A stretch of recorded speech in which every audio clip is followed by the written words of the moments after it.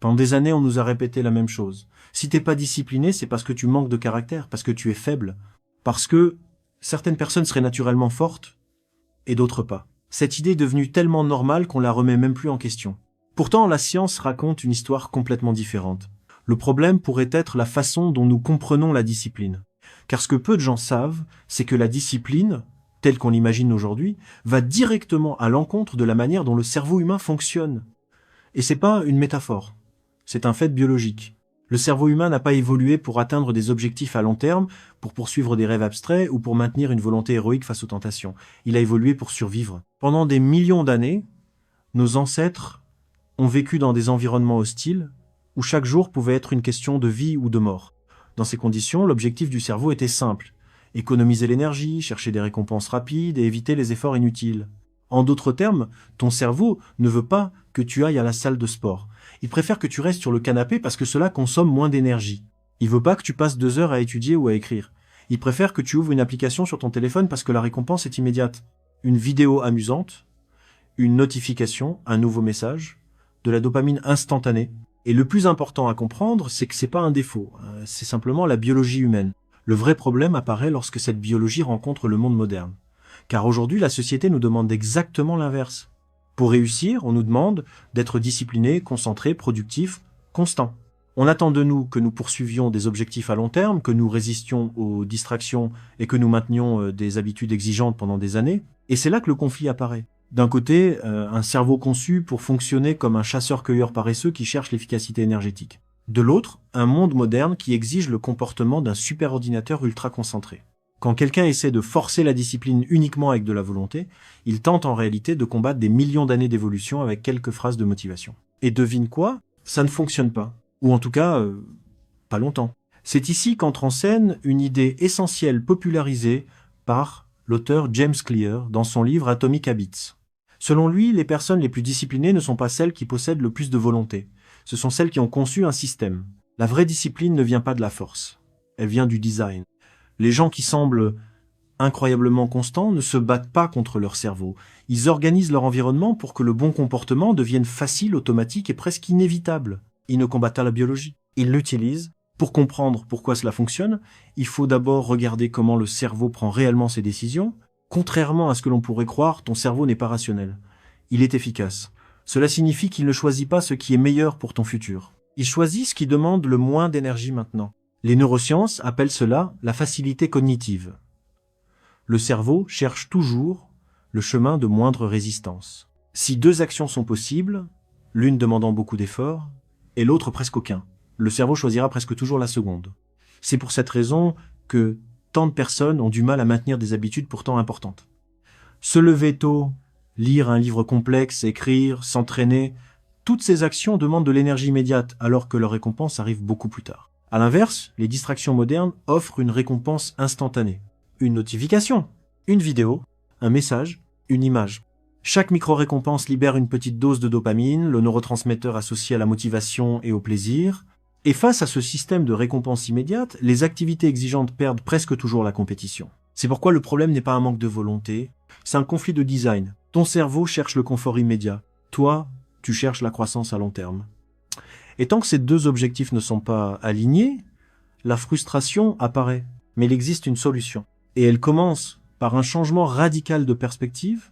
Au lieu d'essayer d'être plus motivé, il faut changer l'environnement. La plupart des gens pensent que la discipline est une force intérieure, une sorte de muscle mental qui doit être entraîné. Mais en réalité, l'environnement autour de toi influence ton comportement beaucoup plus que ta volonté. Imagine un exemple simple. Tu décides de commencer à faire du sport. Tu es motivé. Tu veux changer ta vie. Mais lorsque tu te réveilles le matin, tes vêtements de sport sont au fond d'un tiroir, tes chaussures sont dans la voiture, il fait froid dehors et ton téléphone est déjà dans ta main. Pendant ce temps, le canapé est juste à côté. Instagram est ouvert et la couette est chaude. Dans cette situation, le choix n'est plus entre une bonne décision et une mauvaise décision. Le choix est entre ce qui est facile et ce qui est difficile.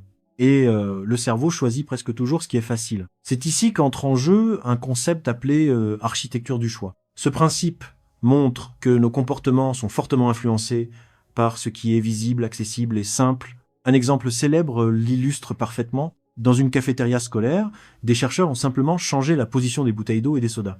sans aucune campagne de sensibilisation, sans interdiction, sans discours. Les bouteilles d'eau ont été placées devant, les sodas derrière. Résultat, la consommation d'eau a augmenté et celle de soda a diminué. Pourquoi ?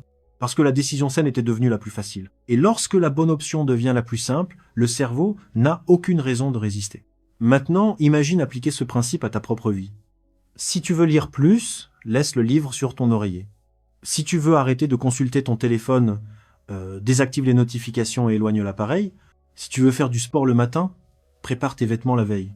En réalité, les personnes disciplinées ne sont pas plus fortes que les autres. Elles ont simplement appris à préparer leur environnement, et c'est là que se trouve le secret. La discipline ne vient pas de l'effort, elle vient de la préparation, mais il existe encore une stratégie plus puissante. Elle s'appelle le habit stacking, ou empilement d'habitudes. Le cerveau humain fonctionne grâce à des boucles d'habitudes. Chaque boucle comporte 3 éléments. Un signal, une action, une récompense. Par exemple, tu te réveilles, tu te brosses les dents, tu prends ton café. Ces actions se produisent presque automatiquement. Habit stacking consiste simplement à ajouter une nouvelle habitude juste après, une habitude déjà existante. Par exemple, après m'être brossé les dents, je médite 2 minutes. Après avoir préparé mon café, j'écris une phrase dans mon journal. Après avoir fermé la porte de chez moi, je répète mon objectif du jour. Cette technique fonctionne parce qu'elle utilise un signal déjà présent dans le cerveau. Au lieu de créer une nouvelle habitude à partir de zéro, tu connectes la nouvelle action à une routine existante. Le cerveau n'a presque rien à apprendre. Et progressivement, l'action devient automatique, mais il y a un détail crucial. Les nouvelles habitudes doivent être extrêmement petites au départ. 2 minutes, une page, une seule action. Pourquoi ? Parce que la partie la plus difficile d'une tâche est toujours le début. Une fois que tu as commencé, l'inertie psychologique joue en ta faveur. Et c'est là que la magie apparaît. Des actions minuscules répétées chaque jour finissent par transformer une vie entière. Mais malgré toutes ces stratégies, beaucoup de gens continuent de procrastiner. Et la raison est simple, la procrastination n'est pas de la paresse. C'est un problème de design. Selon James Clear, toute habitude durable repose sur 4 principes fondamentaux. Première loi, rendre l'habitude visible. Ce qui est visible est ce qui est fait. Deuxième loi, rendre l'habitude attractive. Associer l'action à quelque chose de plaisant. Troisième loi, rendre l'habitude facile, réduire la friction au maximum. Quatrième loi, rendre l'habitude satisfaisante. Créer une récompense immédiate. Lorsque ces 4 conditions sont réunies, le cerveau adopte l'habitude presque naturellement. Et c'est là que l'illusion de la discipline disparaît. Les personnes qui semblent incroyablement disciplinées ne sont pas différentes. Elles vivent simplement dans un système qui rend les bonnes décisions faciles et les mauvaises difficiles. Mais il reste encore une dernière idée à comprendre. Une idée qui peut être changer complètement ta façon de voir la discipline. Tu n'as pas besoin d'aimer la discipline. Tu dois simplement la rendre inévitable. Les personnes les plus constantes n'aiment pas toujours ce qu'elles font. Elles n'ont pas toujours envie. Elles ne se sentent pas toujours motivées. Mais leur système est conçu de telle manière que l'action se produit quand même. Et c'est cela. La vraie liberté, lorsque le bon comportement devient automatique, lorsque l'action se produit avant même que le doute n'apparaisse, lorsque la routine fonctionne, même les mauvais jours, à ce moment-là, la discipline cesse d'être un combat. Elle devient simplement une conséquence naturelle d'un système bien conçu, et peut être que la question n'a jamais été comment devenir plus discipliné. Peut être que la vraie question est comment concevoir une vie dans laquelle les bonnes décisions deviennent la voie la plus facile.